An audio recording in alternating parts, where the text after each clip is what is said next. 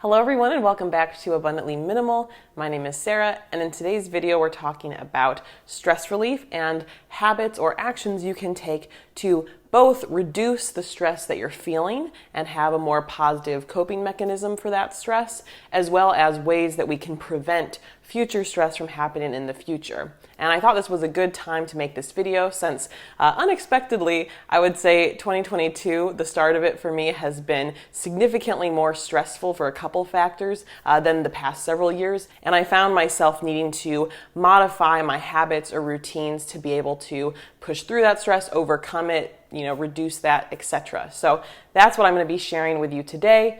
And I hope that it will help you if you find yourself in a stressful season of life as well. Now, something I find very helpful if I'm feeling very stressed and like I've got a lot going on is a brain dump. Basically trying to take everything that's in your head and get it down on paper. Some people might prefer to do this digitally. For me, there's something therapeutic in being able to write out everything that is on my mind. And sometimes these lists, if you will, look a little crazy, but it doesn't mean we have to do all of them. It's just the process of getting things out from your head onto paper. And once you have it written down and it's out of your head, not only does it give that sense of freedom or clarity in your head, but also you can see it on the paper and say, okay, I'm going to focus on these things first and kind of go through one at a time. After you've gotten all this stuff out on paper, it can be a really great point to do one of two things, or ideally both. Let go of extra tasks is important. The idea of really analyzing if these tasks are necessary. In life, there's a lot of things that we should do, and some of these have more severe consequences and other ones don't. Of course, we don't want to just, encourage procrastination, but when we really reflect about things, not everything has to be done right away.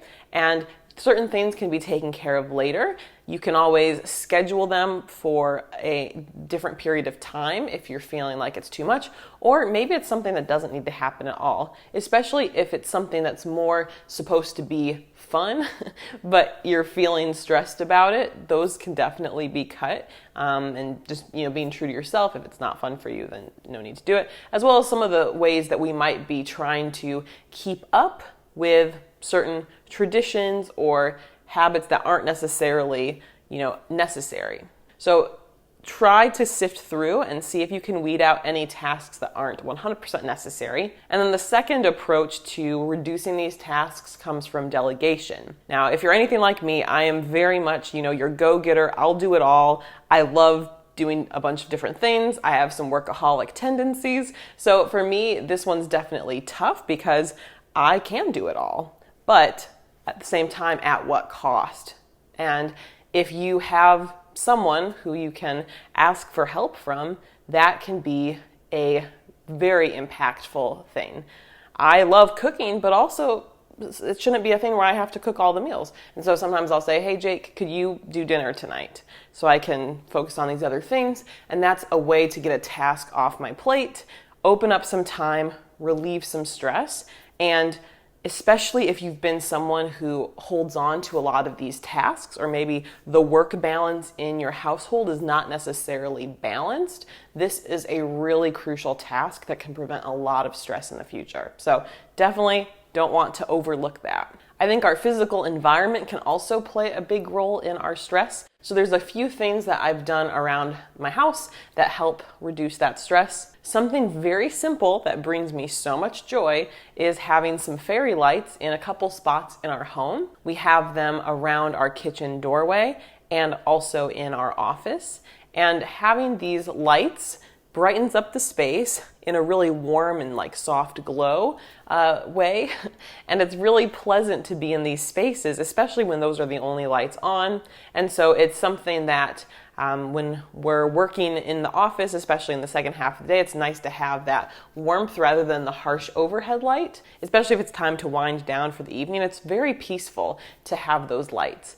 And, they're not that expensive. These are LED lights, so they're going to last for a really long time, but it's just a nice, simple way to warm up the space. It can also be helpful to rearrange furniture or rearrange the home if you can find a more optimal approach for yourself. I know in a recent video we talked about changes we made to a little coffee table that we replaced, and the new one we have now is so much simpler, smaller, more compact, and the room feels more open because of it. So I really have enjoyed that upgrade. I think what we consume can also make a big impact in how we feel in our stress levels. So I do try, even when I'm feeling stressed out, to make healthy choices. It's very tempting when you're feeling at your worst to just go for the quickest, convenience meal, takeout, and, there's nothing wrong with those, of course, use sparingly, but I'm trying to focus on my health more this year.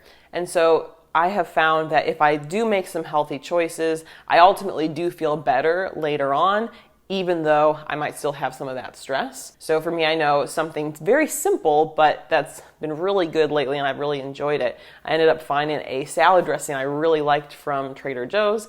It's this vegan creamy dill dressing. It's amazing, and I every day have a giant salad, arugula, spinach, baby kale, all the good stuff, and some shredded carrots. And it's so simple. I can assemble it in, very small amount of time, but that's just a way that I can help, fuel myself and have it on the side with any either lunch or dinner. Of course, it doesn't have to be a salad, but if there are ways that you can fuel yourself, maybe it's a yummy soup that you like that kind of, provides that sense of comfort. Maybe it's a refreshing smoothie to give you a lot of good energy. Whatever it is, just to help yourself feel better. And making those healthy choices can also sometimes be that domino to push us into making more healthy choices and continuing to feel better.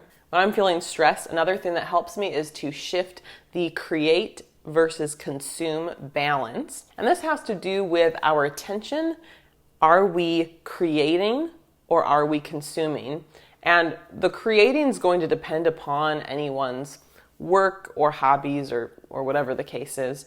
And consume likely has to do with media, YouTube, social media, whatever else you're watching, listening to, that kind of thing. And I have found, I think many people might fall into a trap of maybe more consuming than creating, where they're consuming so much from other people, but not taking the time to process it for themselves or focus on self-reflection and creating something that they're excited about. But for me, I think it's actually the opposite. When I'm feeling too stressed, it's because I'm doing too much creating. It's part of my job for my businesses. That's basically what the businesses are, is creating everything. And so for me, it's helpful to actually step away from that and say, okay, you're doing too much. Let's step back, let's consume. Maybe we can watch a show, continue listening to music or a podcast that will interest me or fuel me, maybe read something. So for me, I think having that balance can be very important, just to make sure those are more aligned. And I think that can go either way. If it's helpful to reflect about where you're at in the spectrum, do you feel like it's balanced? Do you want to adjust that a little bit? And of course, you might be thinking, okay, well, what would I create? I don't do, social media, or I don't do, this digital stuff or anything like that for a job or anything.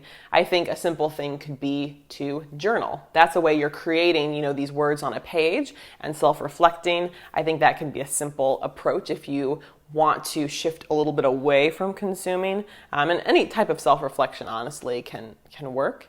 But that could be also a way to help relieve stress. Focusing on simple pleasures can also be a great way to relieve stress. So I know for me, a very simple pleasure, I ended up getting one of these, like a milk frother that people would have at a coffee shop. Simple, basic little thing here, but it is so much fun to be able to make what I would consider coffee shop style beverages. I'm usually frothing oat milk, but it's been very fun both for myself, and then also I've been enjoying making Jake one of the drinks that he would get if we were going to a coffee shop at home, and it looks very pretty. So I think for me that's a very simple pleasure. I was already having a tea beverage or making a latte or something on a regular basis anyway, but it feels fancier now, and that was a very simple way to add a little bit of luxury and fun to the daily routine. So I encourage you to think if there's any little simple pleasures that you could add to your day to bring joy to your life.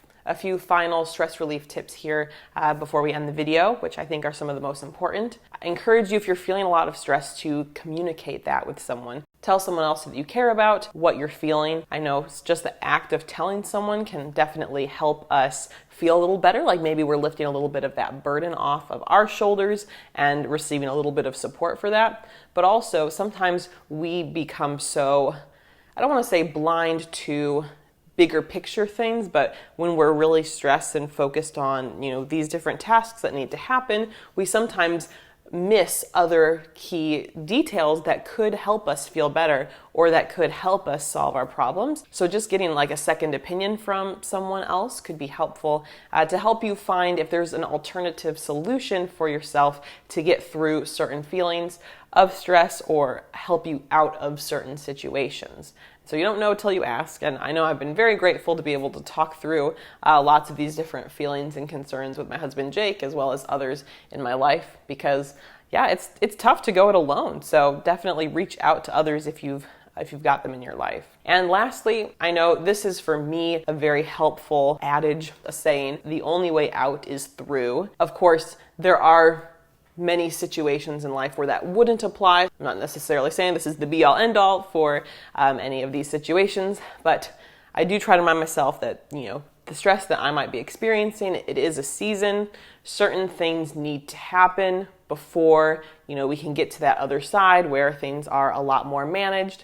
I know there's been multiple stressful circumstances in the last, 6 weeks or so for me, but one of them has been doing some major work transitions into legal, tax, and business structural changes. And with that, I know that even though it's been so stressful and difficult as I've been working on that, I know that the big picture, once I get through this, the big picture is that I have a much more optimized business where I can focus more on the things I want to focus on, and I can make sure that, it's the best case scenario for all parties involved. And so to do that, it's like I have to push through the stressful part to be able to get to that relief. So for me, that's just something that helps a lot in these stressful circumstances, to know that these feelings of stress or the season of stress is not going to last forever. I will push through it. And I think it even fits back into, a minimalist or decluttering perspective that, we haven't really talked about much in this video particularly, but the idea that, we can avoid situations, but when we avoid situations, the problem doesn't disappear. We have to work through these challenges, whether it's with our clutter or a certain difficult situation, maybe a relationship. We need to work through these things rather than just avoid these tough topics if we want to see growth and see change. So that wraps up this video on stress relief.